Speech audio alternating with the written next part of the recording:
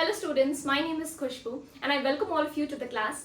आज हम पढ़ने जा रहे हैं ग्रेविटेशन, वही ग्रेविटेशन जिसने अर्थ को सन से और मून और हमें अर्थ से दूर होने नहीं दिया है। तो चलो क्लास स्टार्ट करते हैं। जब बात हो ग्रेविटेशन की तो सर आइजैक न्यूटन की वो फेमस सेब वाली कहानी तो सबको पता है, पर एक्चुअली सेब वाली कहानी से पहले बहुत सारे साइंटिस्ट ये अट्रैक्टिव फोर्स जो अर्थ के पास में है, जो सारी चीजों को अपनी ओर खींच रही है, इस पे बहुत रिसर्च हो चुकी थी। साइंटिस्ट का मानना था कि जो प्लैनेट्स के बीच का जो अट्रैक्टिव फोर्स है, यानी कि सन जिस फोर्स से सारे प्लैनेट्स को खींच करके रखा है, वो बिल्कुल अर्थ के फोर्स से डिफरेंट है। पर गैलीलियो गैलीली ने बताया कि एक्चुअली ये दोनों फोर्सेस कुछ सिमिलर टाइप के ही फोर्स हैं। उन्होंने प्लैनेट्स के मोशन पर बहुत रिसर्च किया, जिसको आगे कंटिन्यू उनके असिस्टेंट केपलर ने करके 3 लॉज फॉर्मुलेट किए। तो चलो उन तीनों लॉज को हम पढ़ते हैं। तो Kepler's planetary motion first law क्या बताता है कि जो हमारा प्लैनेट्स का ऑर्बिट है वो एलिप्टिकल शेप का है, यानी सर्कुलर नहीं। जो एलिप्टिकल शेप होता है उसमें 2 फोकस होते हैं। तो ये हमारा फर्स्ट लॉ ये बता रहा है कि ऑर्बिट एलिप्टिकल शेप का है और सन उसके एक फोकस में है। That's it. सेकेंड लॉ में जाते हैं। सेकेंड लॉ से ये मालूम चलता है, सेकेंड लॉ को हम बोलते हैं लॉ ऑफ एरिया। मान लेते हैं ये एक प्लैनेट है, ठीक है, और प्लैनेट इस ऑर्बिट में रिवॉल्व कर रहा है, ठीक है, और ये रिवॉल्व करके मान लेते हैं यहां से यहां है, ठीक है, और ये किसी और टाइम का बात करें उतने ही टाइम इंटरवल में, मान लो अगर ये 1 मंथ है तो 1 मंथ में जब ये यहां था तो यहां से कुछ यहां गया, ठीक है। तो अगर हम ये प्लैनेट का जो लाइन है इसको हम सेंटर, यानी कि जिस फोकस से सन है, जिस फोकस पर सन है उससे अगर ज्वाइन कर देते हैं तो ये कुछ एरिया मिलता है, ठीक है। लॉ बताता है कि ये जो एरिया है जो प्लैनेट ने इक्वल टाइम इंटरवल में कवर किया है, ये एरिया इक्वल होगा, ठीक है। यानी कि अगर आप देखो तो ये वाला रीजन क्या है, ये थोड़ा सा कम लग रहा है, ये वाला रीजन क्या लग रहा है, थोड़ा सा ज्यादा है। यानी कि जो प्लैनेट्स है वो जब सन के क्लोजर रहते हैं तो फास्ट मूव करते हैं, देखो यहाँ पे ज्यादा डिस्टेंस कवर हुआ, और जब दूर रहते हैं तब थोड़ा सा स्लो हो जाते हैं। पर कितना, क्या लॉ फॉलो करेगा, लॉ है लॉ ऑफ एरियाज, यानी कि the planet will SVEEP out equal areas in equal interval of time, ठीक है ना। थर्ड लॉ क्या है, थर्ड लॉ है हमारा लॉ ऑफ टाइम पीरियड। अगर हमारा जो प्लैनेट है उसको रिवॉल्व होने में, मतलब पूरा सन का एक चक्कर लगाने में अगर टी टाइम लग रहा है, ठीक है, और ये जो हमारा सेमी मेजर एक्सिस है उसको हम आर लेके चलते हैं, ठीक है, यानी कि सन से प्लैनेट तक का एक मीन डिस्टेंस अगर वो आर है तो हमें एक रिलेशन मिलता है कि the time period, the square of the time period of revolution is directly proportional to the cube of the semi-major axis, या फिर cube of the distance from the sun, ठीक है। यानी कि किसी ऑर्बिट का जितना ज्यादा डिस्टेंस होगा टाइम पीरियड उतना ही ज्यादा लगेगा, ठीक है। तो एक बार हम इसे कैसे लिख सकते हैं वो भी देख लेते हैं। चलो, तो फर्स्ट लॉ क्या है, planets revolve around the sun in elliptical orbit with sun at one of its foci, ठीक है, दोनों में से एक focus. Planets revolve in such a way that the line joining the sun to the planet, ठीक है, ये था ना, planets कहाँ से ऐसे लाइन ज्वाइन करते हैं, तो line joining the sun to the planet sweep out equal area in equal interval of time. Next क्या है, the square of time period of revolution is directly proportional to the cube of the mean distance from the sun, ठीक है। Short में ये लिखेंगे तो ये mention करना ही है, ठीक है, मैथमेटिकल फॉर्म में एक बार लिखेंगे, ठीक है। अब सोचो अगर हम सेकेंड लॉ को थोड़ा ध्यान से देखें, है ना, तो बोल रहा है कि जब सन के पास में है प्लैनेट तो थोड़ा सा फास्ट हो जाता है, और अगर सन के दूर रहता है तो थोड़ा सा स्लो हो जाता है। यानी कि विंटर्स में, है ना, जब दूर है तो विंटर्स रहते हैं, तो विंटर्स में प्लैनेट क्या हो जाता है, प्लैनेट का रिवॉल्यूशन थोड़ा सा स्लो हो जाता है, और समर्स में क्या होता है, थोड़ा फास्ट हो जाता है। जैसे विंटर्स में हम लोग का मोशन थोड़ा कम हो जाता है ना, वैसे प्लैनेट्स का भी हो जाता है। ठीक है, चल, तो केपलर्स लॉ ने ये तो बता दिया कि प्लैनेट्स ऐसे ऐसे मोशन करेगा, पर कर क्यों रहा है? ये जवाब न्यूटन ने दिया कि एक्चुअली ये जो प्लैनेट्स है और सन के बीच में जो अट्रैक्शन है, देखो अट्रैक्शन ना पहले भी बहुत सारे साइंटिस्ट ने डिस्कवर कर लिया था कि कोई तो अट्रैक्शन है, पर न्यूटन ने उसको एक न्यूमेरिकल फॉर्म दिया, है ना, एक फॉर्मूला दे दिया जो यूनिवर्स के किसी भी दो बॉडीज में अप्लाई कर सकते हैं। अभी तक ये सोच रहे थे कि अर्थ और किसी बॉडी, है ना, कि ये बॉडी हम छोड़ रहे हैं और वो नीचे अर्थ उसको खींच ले रहा है। क्यों? क्योंकि अर्थ हर एक बॉडी को अट्रैक्ट करता है, सिर्फ अर्थ नहीं। एक्चुअली ग्रेविटेशन एक ऐसा फोर्स है जो यूनिवर्स का कोई भी दो बॉडीज एक दूसरे को अट्रैक्ट कर रहा है। इवन अगर मैं यहाँ पे खड़ी हूँ तो इवन ये बोर्ड है, मैं बोर्ड को अट्रैक्ट कर रही हूँ, बोर्ड मुझे अट्रैक्ट कर रहा है। ठीक है, ये कैमरा है, ये कैमरा मुझे अट्रैक्ट कर रहा है, मैं कैमरा को अट्रैक्ट कर रही हूँ। तो दुनिया का जितना भी बॉडीज है सब एक दूसरे पर, इनफैक्ट सब पर एक अट्रैक्टिव फोर्स लगा रहा है। तो फिर सबसे क्यों नहीं खिंच जाते हैं? चलो ठीक है, वो भी पढ़ेंगे, है ना। तो सबसे पहले देखते हैं कि न्यूटन ने ये जो लॉ दिया वो बताता क्या। ठीक है, सबसे पहला ये जो फोर्स है, ये जो फोर्स ऑफ ग्रेविटेशन है जो दो बॉडीज पे लग रहा है, ये किससे प्रपोर्शनल है? Product of its masses. ठीक है, मान लेते हैं ये एक बॉडी है और ये दूसरा बॉडी। ठीक, इस बॉडी का मास है m1, इस बॉडी का मास है m2। तो इनके बीच में कितना फोर्स ऑफ अट्रैक्शन रहेगा, ये सबसे पहले किस पे डिपेंड करता है? The product of their masses. ठीक है, एक का कम होगा चलेगा, दोनों का प्रोडक्ट अच्छा खासा होगा तब हम लोग का फोर्स ज्यादा है। ठीक है, नेक्स्ट क्या है? The force is inversely proportional. बहुत इंपॉर्टेंट है। ठीक है, the force is inversely proportional to the square of the distance between them. इन लोग के बीच में कितना डिस्टेंस है? ये है r। r is not the radius. ठीक है, कंफ्यूज नहीं होना, r इज द डिस्टेंस। कहीं कहीं पर आपको d लिखा हुआ भी मिल सकता है। ठीक है, तो r is the distance between the two objects. ठीक है, या फिर टू बॉडीज। तो ये मिल गया, ये बहुत इंपॉर्टेंट है। यानी कि सोचो अगर दो बॉडीज हैं उनके बीच में जितना ज्यादा डिस्टेंस होगा फोर्स उतना ही कम हो जाएगा। ठीक है, अब ये तो पता है कि अर्थ हमारे ऊपर फोर्स लगा रहा है और हम खिंच जा रहे हैं। पता है जितना फोर्स अर्थ हम पर लगा रहा है एक्चुअली उतना ही सेम फोर्स हम भी उस पर लगा रहे हैं। तो जब हम आसमान में खड़े होते अर्थ क्यों नहीं ऊपर आ जाता? अब आप खुद ही सोचो कि एक छोटा सा बच्चा है ना, एक छोटा सा बच्चा, ठीक है, और हमारे पास में है द ग्रेट खली। ठीक है, अब खली ने कोई फोर्स लगाया इस बच्चे पर, थोड़ा सा लगाया, बच्चा जितना बोला हम ना 5 न्यूटन का फोर्स लगाएंगे। बोला ठीक है, तो बच्चे ने 5 न्यूटन का फोर्स लगा दिया, है ना। अब ये 5 न्यूटन का फोर्स खली को हिला भी पाएगा क्या? आप ही लोग सोचो, नहीं ना। पर वही सेम एग्जैक्ट फोर्स जब 5 न्यूटन का खली ने बच्चे पे लगाया, अरे वो तो फेंका करके पता नहीं कहां चला गया। तो हमारे अर्थ ना हमारे लिए खली की तरह ही समझ लो, बहुत बड़ा है। जब वो उतना ही फोर्स लगा रहा है हमारे ऊपर, हम तो छोटे से, तो हम पर बहुत इफेक्ट नजर आ रहा है और हम खींच करके नीचे आ जाते हैं। अब उतना ही फोर्स हम अर्थ पे लगाएंगे तो अर्थ थोड़ी खींच कर आ पाएगा। ठीक है, तो यानी कि ये भी न्यूटन थर्ड लॉ था ना, एक्शन एंड रिएक्शन, बिल्कुल वही कि हम जितना फोर्स अर्थ पे लगा रहे हैं अर्थ उतना ही फोर्स हम पे लगा रहे हैं, और जितना फोर्स मून पे लगा रहे हैं मून उतना ही फोर्स अर्थ पे लगा रहे हैं।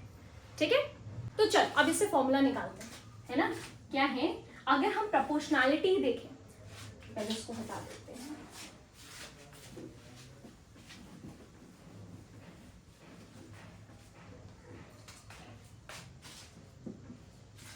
तो फोर्स दोनों से ही प्रोपोर्शनल है तो उसको साथ में हम लोग लिख सकते हैं ऐसे। ठीक है, अब अगर ये प्रोपोर्शनैलिटी हटाना है, कभी भी हम प्रोपोर्शनैलिटी हटाते हैं तो एक प्रोपोर्शनैलिटी कांस्टेंट लगाते हैं। ठीक है, आमतौर पर हम के लगाते हैं, ग्रेविटेशन था ना, हमने बोला चलो जी लगा देते हैं। ठीक है, तो ये हमने लगा दिया जी, और फॉर्मूला कुछ इस तरह बन गया कि G m1 m2 by r square. G का क्या वैल्यू होता है ये हेनरी कैवेंडिश ने हमें निकाल कर दे दिया। कि कितना है, g is equal to 6.67 into 10⁻11। ठीक है, अब ये यूनिट क्या होता है ये आप लोग बताओगे। ठीक है, देखो यूनिट कैसे निकालते हैं, किसी भी चीज का यूनिट नहीं पता है, फॉर्मूला से हम निकाल सकते हैं। कैसे निकालेंगे, देखो g को यहीं छोड़ देते हैं। ठीक है, ये r² f के पास आ जाएगा, तो ये r² f के पास आ गया, और ये मल्टीप्लीकेशन में उधर आएगा, डिवीजन में हो गया। ठीक है, अब बताओ कि g का हमको यूनिट निकालना है तो क्या होगा, फोर्स का होता है न्यूटन, इसका होता है मीटर स्क्वायर, और ये क्या हो गया, मास है ना, मास का kg स्क्वायर, यानी कि नीचे है तो पर kg स्क्वायर, तो इसका यूनिट क्या हो गया, न्यूटन मीटर स्क्वायर पर kg स्क्वायर। ठीक है, इसको हम एक अलग से नाम दे देते हैं, क्या, g is universal gravitational constant. ठीक है, यूनिवर्सल मतलब यूनिवर्स के किसी भी जगह पर, यूनिवर्स पूरा यूनिवर्स में कहीं भी दो बॉडी के बीच का फोर्स है, वो प्लैनेट्स का बात करें, ठीक है, या मेरे और आपके बीच में बात करें, सभी में जो फोर्स है वो पहली बात तो इस फॉर्मूला से निकाला जा सकता है, क्या, Gm1m2/r²। ठीक है, और उस पे भी ये जो g है उसका एक कांस्टेंट वैल्यू, और ये यूनिवर्सली कांस्टेंट है। ठीक है, उसका वैल्यू चेंज नहीं होगा। चलो, तो क्या है क्वेश्चन, क्या है, द मास ऑफ अर्थ दिया हुआ है, ठीक है, एंड द मून वो भी दिया हुआ है। ठीक, if the distance between the earth and the moon is इतना, ठीक है, वो भी मेंशन्ड है, calculate the force exerted by the earth on moon. ठीक है, चल देखिए, सबसे पहले नोट कर लेते हैं,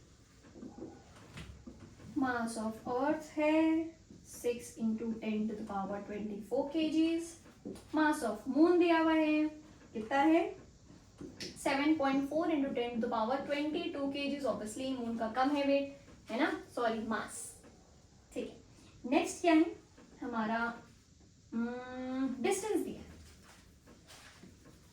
डिस्टेंस r ले लेते हैं, डिस्टेंस कितना है, 3.84 into 10⁵, okay, 3.84 into 10⁵ kilometres.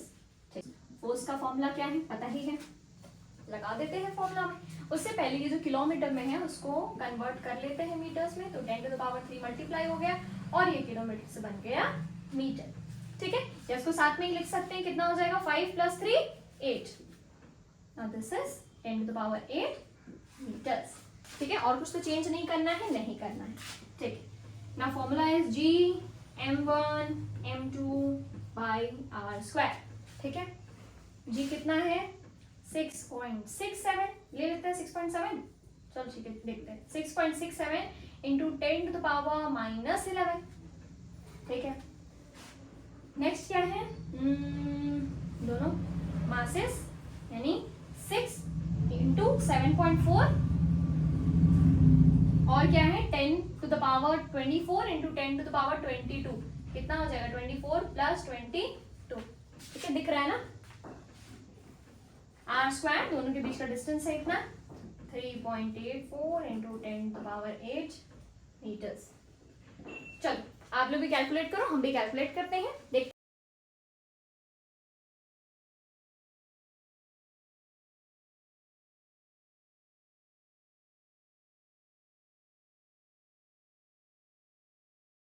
Approximately 2 point something हमारा आएगा। ठीक है, और यहाँ पे कितना हो जा रहा है देखते हैं, 10⁻, या आ गया कुछ 20। ठीक है, तो ये फोर्स हम लोग कितना आया है, 22 समथिंग होगा। देखो हम लोग बहुत सारे अप्रोक्सीमेशंस लिए हैं, इसलिए हमारा कुछ 2 आ रहा है। ठीक है, ये होगा 2 पॉइंट समथिंग इंटू 10⁻20 न्यूटन, यानी कि अर्थ attracts moon with a force of 2 into 10⁻20 Newton. अब अगर क्वेश्चन को थोड़ा सा हम चेंज करें, और यहां अगर क्वेश्चन ये बोलता है कि मून कितना फोर्स लगाता है अर्थ के ऊपर, तब आंसर क्या होगा, मून तो छोटा है ना, आंसर क्या कम आएगा, नहीं, सेम है, जितना फोर्स अर्थ लगाएगा मून पर उतना ही मून भी लगाएगा अर्थ पर। ठीक है ना, चलो अब देखो, जैसे हमने डिस्कस किया था ना कि एक्चुअली हर एक बॉडी एक दूसरे को अट्रैक्ट कर रही है, तो फिर पास क्यों नहीं खींच करके आ जाते। अब आप सोचो कि अर्थ हमारे ऊपर इतना ज्यादा फोर्स लगा करके हमें एकदम खींच करके पकड़ा हुआ है, ठीक है, अगेन आ जाते हैं खली पे, ठीक है, खली मान लो बच्चे को एकदम जोर से पकड़ा हुआ है, ठीक है, अब कोई और दूसरा बच्चा आकर के उसको खींचने का भी कोशिश करेगा तो आपको क्या लगता है खली से छुड़वा लेगा? नहीं ना। तो वैसे ही दो बॉडीज है, ठीक है, यहाँ पर अर्थ हमें खींच के रखा है, ठीक है। अब हम मान लो इस बोर्ड को या इस कैमरे को या आप और हम एक दूसरे को अगर अट्रैक्ट कर भी ले रहे हैं तो अर्थ इतना ज्यादा फोर्स इस तरफ लगाया है तो वो तो वैसे ही नलीफाई हो जाता है, ठीक है। दूसरा, ये जो हमारा जी का वैल्यू है ना, हाँ, बहुत कम है। आप सोचो किसके ऑर्डर में, 10⁻⁻11 के ऑर्डर में लिखने जाओगे ना तो सोचो 0.0000 कितने बार में बनाएगा, है ना, यानी जी का वैल्यू बहुत छोटा है। अब उसके बाद में देखो फोर्स का फॉर्मूला क्या है, जी m1 m2 by r², क्योंकि g जो है ना एकदम 10⁻⁻11 के ऑर्डर में, तो हमें ये कुछ ऐसा चाहिए, मासेस कुछ इस तरह से चाहिए उसका प्रोडक्ट कि वो इसको ओवरकम कर जाए, है ना, यानी 10⁻⁻11 प्लस में, ठीक है, कुछ ऑर्डर प्लस में होना चाहिए, ठीक है, वो भी इतना ज्यादा 10⁻11 12 ऐसा कुछ, जैसा भी हमने अर्थ में देखा ना कितना था 10⁻24, मून का 10⁻22, इसलिए वहां इफेक्ट नजर आ रहा है। अब यहाँ हम बात कर रहे हैं नॉर्मल कितना 5 kg का है, कोई चीज 100 है, मान लो आप एकदम 1000 भी ले लोगे तो भी तीन जीरो यहाँ से कैंसिल होगा बस, अभी भी तो वो एकदम कम हो जाएगा ना, 0 पॉइंट समथिंग आएगा वैल्यू। तो फोर्स का जो वैल्यू है, वो ग्रेविटेशनल फोर्स का जो वैल्यू है वो तभी ज्यादा होगा जब हमारा मासेस बहुत ज्यादा हो, क्योंकि इतने छोटे छोटे मासेस का प्रोडक्ट से नहीं अट्रैक्शन उतना पता चल पाता है, ठीक है, ऐसा है नहीं कि नहीं है, अट्रैक्शन है पर बहुत कम, ठीक है।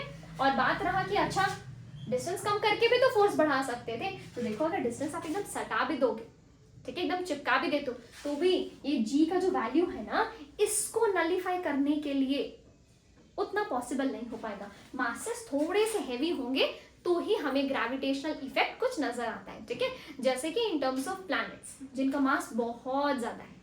चलो अब नेक्स्ट आते हैं, ये वाला फोर्स तो कुछ नया नया फॉर्मूला था ना, एक फोर्स का फॉर्मूला बहुत जमाने पहले भी पढ़ा था, हाँ ठीक है, बहुत जमाना नहीं, ठीक है, क्या था, फ्री फॉल। एक बॉडी है, ठीक है, जिसको हम ऐसे छोड़ देते हैं, होता क्या जब इसको किसी भी मान लो इस कैप को होल्ड किया, अभी इसके पास में कितना वेलोसिटी है, कोई वेलोसिटी नहीं, 0, पर अगर इसको जैसे ही हम छोड़ देते हैं धीरे धीरे धीरे धीरे करके उसका वेलोसिटी इंक्रीज होता जाता है, यहाँ पे उसके पास वेलोसिटी 0 था, अब वो बढ़ते जाएगा बढ़ते जाएगा बढ़ते जाएगा बढ़ते जाएगा, है ना, इंक्रीज होता जाता है क्योंकि बॉडी एक्सेलरेट कर रहा है ना। ये जो एक्सेलरेशन है ये तो हमें पता ही है कितना है, जी, है ना। तो फोर्स जो लग रहा है बॉडी को नीचे की ओर वो कितना था हमारा, mg, है ना। क्या ये वही फोर्स है ना, ये तो वही फोर्स है जो अर्थ लगा रहा है, यानी कि हम ऐसे लिख सकते हैं कि mg is equal to g by r²। देखो यहाँ पे अर्थ है ना, अर्थ का हमने ले लिया है कैपिटल M, और जो बॉडी एक्चुअली अट्रैक्ट हो रहा है, मान लो बॉल है, जैसे यहाँ पर कैप का, उसका मास हमने ले रहे हैं स्मॉल, तो फॉर्मूला कुछ ऐसा हो सकता है ना, ये किसका है, उस कैप का, ये मास क्या है अर्थ, और ये हो गया कैप का, ये हट गया, तो हमें एक्सेलरेशन ड्यू टू ग्रेविटी का फॉर्मूला क्या मिला, gm/r², यानी किसी प्लैनेट के लिए अगर मास ज्यादा होगा तो वहां एक्सेलरेशन ड्यू टू ग्रेविटी भी ज्यादा होगा। और पता है इवन गैलीलियो गैलीली से पहले जो है ना एरिस्टोटल थे, उन्होंने ये कहा था कि जो बॉडीज जिनके मासेस ज्यादा होते हैं ना वो और जल्दी नीचे गिरेंगे अगर सेम लेवल से हम लोग दो बॉडीज को छोड़ते हैं, ठीक है। तो उनका तो यही मानना था जो हेवियर बॉडी है वो क्या होगा, थोड़ा फास्ट होगा, और जो लाइटर बॉडी है थोड़ा स्लो होगा। पर हमें क्या मालूम चला कि ये एक्चुअली जो gravity acceleration due to gravity है, क्या वो उस ऑब्जेक्ट के मास पर डिपेंड करता है, नहीं। देखो ये मास अर्थ का है या उस पर्टिकुलर प्लैनेट का जो उसको अट्रैक्ट कर रहा है, तो यानी मास ऑफ द ऑब्जेक्ट से कोई रिलेशन नहीं, ठीक है। अब ये तो मैथमेटिकली हमने न्यूटन्स लॉ से निकाला, पर ये पहले ही गैलीलियो गैलीली ने हमें बता दिया था, ठीक है। चलो अब मून का जो एक्सेलरेशन ड्यू टू ग्रेविटी है और अर्थ का कैसे उसको कंपेयर कर सकते हैं वो निकालते हैं, ठीक है। तो चलो वैल्यूज हमें दिए हैं, ठीक है, लास्ट टाइम की तरह ही मास ऑफ और मून और दोनों का रेडियस हमें दिया हुआ है, ठीक है। अभी कैलकुलेट क्या करना है कि एक्सेलरेशन ड्यू टू ग्रेविटी, चलो पहले अर्थ का ही निकालते हैं, ठीक है। Acceleration due to gravity on earth कितना है, ठीक है, कितना है Gm/r², ठीक है। G हमारा है 6.67 इंटू 10⁻⁻11। मास ऑफ अर्थ कितना है 6 इंटू 10⁻24। R हमारे पास कितना दिया हुआ 6.6 नहीं 6.4 इंटू 10⁻6 का स्क्वायर, ठीक है। चलो ये आपका होमवर्क है, आप इसको कैलकुलेट करो। ये नियरली आपका कितना आएगा 9.8 मीटर पर सेकेंड स्क्वायर, ठीक है। तो ये तो हो गया, ये ऑलरेडी आपको पता भी था है ना कि एक्सेलरेशन ड्यू टू ग्रेविटी कितना होता है 9.8 मीटर पर सेकेंड स्क्वायर। अगर हम, ये तो है अर्थ के लिए, अगर हम बात करें कि मून पर अर्थ के कंपैरिजन में कितना है, ठीक है, तो वो हम कैसे कैलकुलेट कर सकते हैं, ठीक है। ये फॉर्मूला तो हमें दिया हुआ है, तो मान लेते हैं ये हो गया हमारे अर्थ के लिए, ठीक है, ये हो गया इक्वेशन 1। अब हम बताते हैं मून के लिए, वो भी कितना हो जाएगा Gm, इस बार मून के लिए m लिख देते हैं, बाई r ऑफ मून का स्क्वायर, ठीक है। चलो अब अगर हम इक्वेशन 2/1 करें, ठीक है, इक्वेशन 2 डिवाइडेड बाई 1, तो ये क्या हो जाएगा, ये हो जाएगा Gm Ge, ठीक है, ये G ऑफ मून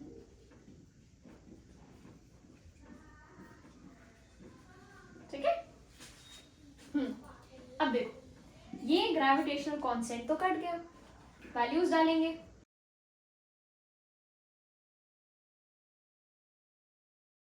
से पहले चलो नहीं तो इसको आप इसको भी कैलकुलेट करेंगे। रफली हमें क्या मिलेगा कि ये जो वैल्यू है ये आएगा एग्जैक्टली नहीं, ठीक है, नियरली हमारा कितना आने वाला है 1/6।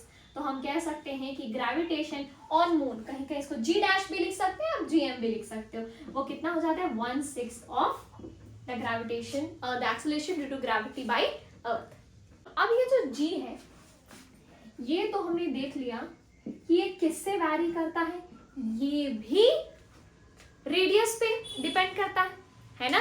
तो अगर बेटा हम अपने अर्थ के लिए बात करें ना, अर्थ एक्चुअली ना स्फेरिकल शेप का नहीं होता है, ज्योग्राफी में पढ़ा है ना, हाँ, कि वो क्या है इक्वेटर के पास से थोड़ा बल्ज किया हुआ है, ठीक है, आलू का शेप थोड़ा सा यहाँ से पिचका हुआ है, ठीक है, यहाँ से थोड़ा ज्यादा खिंचा हुआ है और ये थोड़ा पोल्स क्या है दबा हुआ है। तो अगर हम सेंटर से बेटा यहाँ का डिस्टेंस देखेंगे तो ये डिस्टेंस यहाँ से क्या है थोड़ा सा कम है ना, यानी कि पोल्स पर r मेरा कम है, इसीलिए the acceleration due to gravity at poles is greater than acceleration due to gravity at the equator, ठीक है, यानी कि पूरे अर्थ पे भी सेम नहीं है।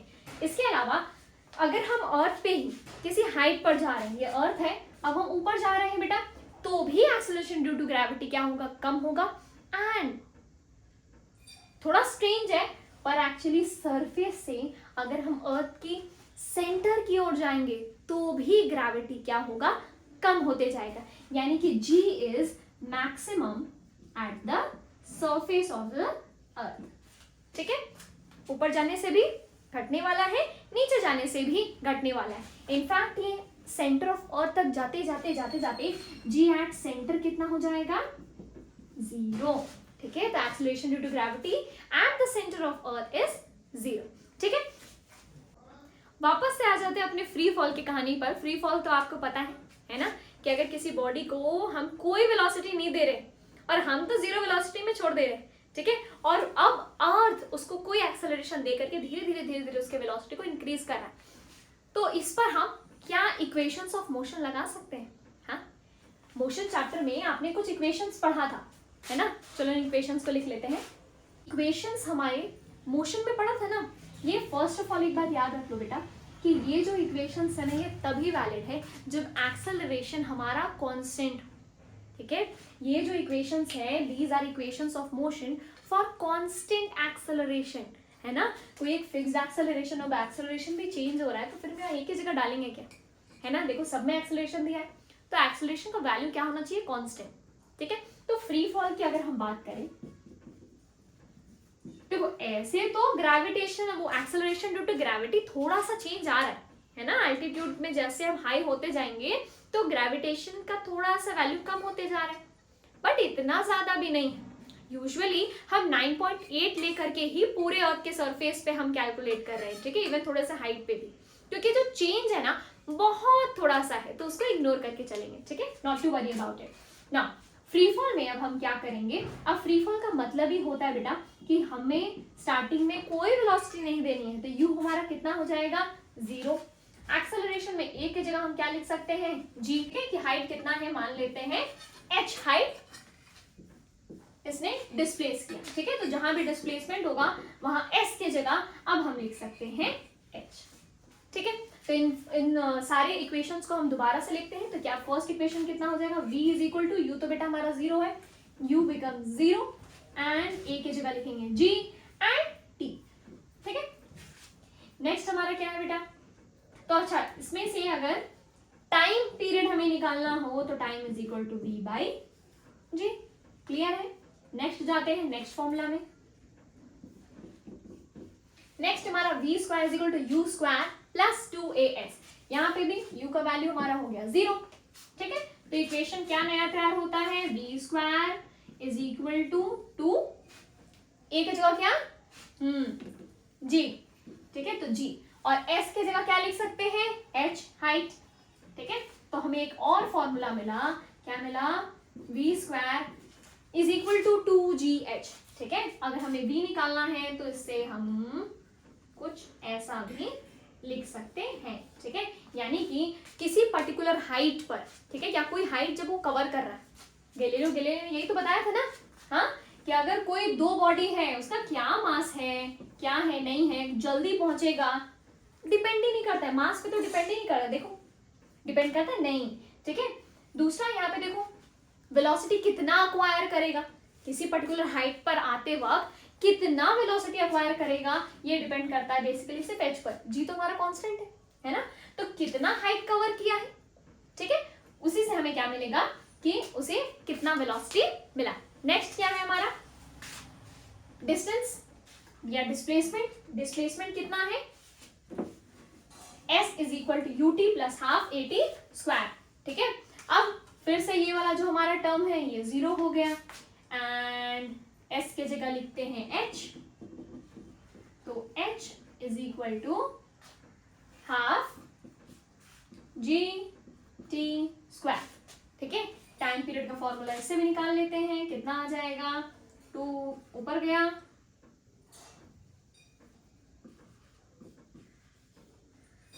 स्क्वायर था इधर आ गया अंडर रूट, ठीक है। ये वाला एकदम अच्छे से याद रखें कि टाइम पीरियड बेटा किसके ऊपर डिपेंड करता है, हमारे हाइट के ऊपर में और हमारा जी के ऊपर। अब जी तो कांस्टेंट है ना, तो बेसिकली टाइम पीरियड भी डिपेंड करता है वही सेम कि कितना हाइट उसने कवर किया, ठीक है। चल इसी चीज को हम, अगर ये आप तो बात कर रहे हो कि किसी बॉडी को आपने ऐसे थ्रो किया और वो फिर रिटर्न आकर के नीचे आया, ठीक है, तो यही जो हमारा टाइम पीरियड है ना, इसी में क्या हो जाएगा, ऊपर जाने का टाइम टी, नीचे आने का टाइम टी, दोनों ही सेम है, तो ये क्या हो जाएगा 2t। फर्क बस इतना आना है कि यहाँ हमने u को 0 लिया था, है ना, यहाँ हमने किसको लिया था, u को, वहां u 0 नहीं, आपने तो फेंका है ना, हाँ, कुछ तो वेलोसिटी दी होगी ना, तब तो वो अर्थ से दूर जा रहा है, ठीक है, वहां v 0 होगा। देखो जब वो ऊपर जाता है, ठीक है, कोई भी बॉडी अगर ऊपर जाता है, एक टाइम आता है, एक पॉइंट आता है जहां पर वो आकर के उसका वेलोसिटी 0 हुआ, तब वो वापस से नीचे फॉल करना, फ्री फॉल नॉर्मली करता है। तो चलो अब हम समझते हैं कि मास और वेट में क्या अंतर है, ठीक है। चलो तो देखो मास और वेट यूजुअली तो हम अपने नॉर्मल लैंग्वेज में एक ही जैसा बोल देते हैं, पर ये एक नहीं। मास है क्या, mass is the quantity of matter, the quantity of matter contain in a body, ठीक है, कि किसी बॉडी में कितना मैटर है, है ना। तो ये तो इंट्रिंसिक प्रॉपर्टी हो गया, अंदर का प्रॉपर्टी। जबकि वेट क्या है, द फोर्स ऑफ अट्रैक्शन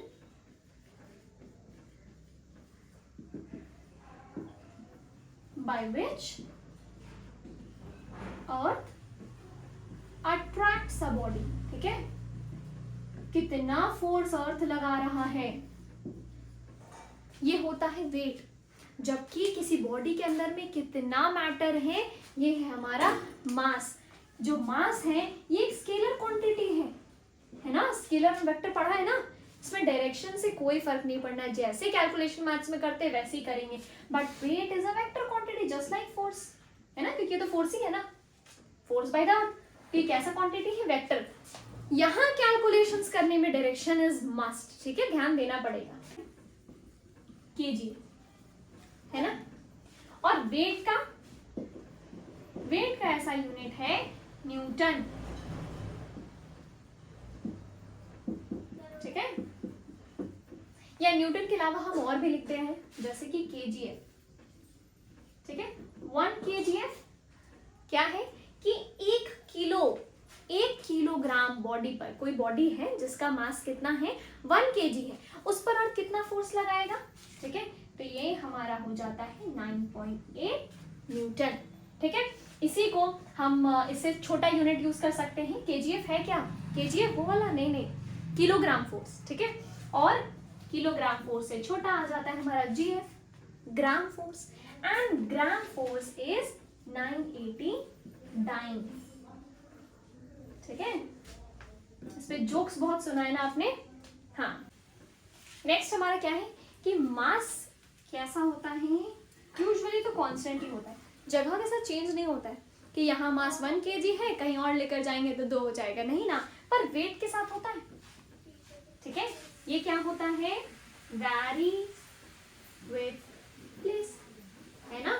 जिस जगह पर एक्सेलरेशन ड्यू टू ग्रेविटी कम है, वहां मास क्या हो जाएगा, वहां वेट क्या हो जाएगा, कम हो जाएगा, है ना। यानी कि अगर अपना वेट कम करना है तो जाओ मून पे चले जाओ, 1/6 हो जाएगा। यहाँ अगर 60 न्यूटन है तो वहां पे सिर्फ 10 न्यूटन हो जाएगा, है ना। यहाँ 60 kgf, वहां सिर्फ 10 kgf, है ना।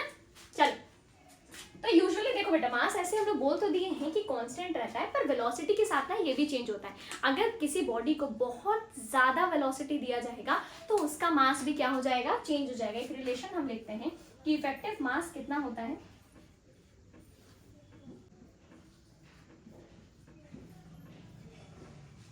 देखो वेलोसिटी के साथ में जो इफेक्टिव मास होता है वो चेंज होता है, ठीक है। यानी कि कितना का चेंज आएगा, कुछ इतना का चेंज आएगा, मान लो पहले इतना था, ठीक है, अब ये चेंज आएगा। अब अगर आप ध्यान से देखो बेटा, तो ये जो c है, c का वैल्यू बहुत ज्यादा होता है ना। और किसी छोटे से नंबर को आप बहुत ज्यादा से डिवाइड करोगे तो क्या 0 पॉइंट समथिंग कुछ आने वाला है, वो भी बहुत छोटा वैल्यू, और वो भी बहुत छोटे से वैल्यू का भी स्क्वायर कर रहे हो। स्क्वायर करने से हाँ और ज्यादा हो जाता है, पर अगर बेटा 0.1 है, आप उसका स्क्वायर करोगे तो क्या हो जाएगा, हाँ 0.01। यानी कि यहाँ पे क्या हुआ, वैल्यू और बढ़ा के घट गया। तो अगर कोई 0 पॉइंट पे नंबर है ना, स्क्वायर करेंगे और छोटा हो जाएगा। तो सोचो ये जो वैल्यू है वो कितना छोटा आएगा, 1 से माइनस करेंगे तो कुछ नहीं बचा, है ना, 1 ही रह गया। तो 1 सेम ही आ गया, इफेक्टिव मास कितना आ गया, सेम।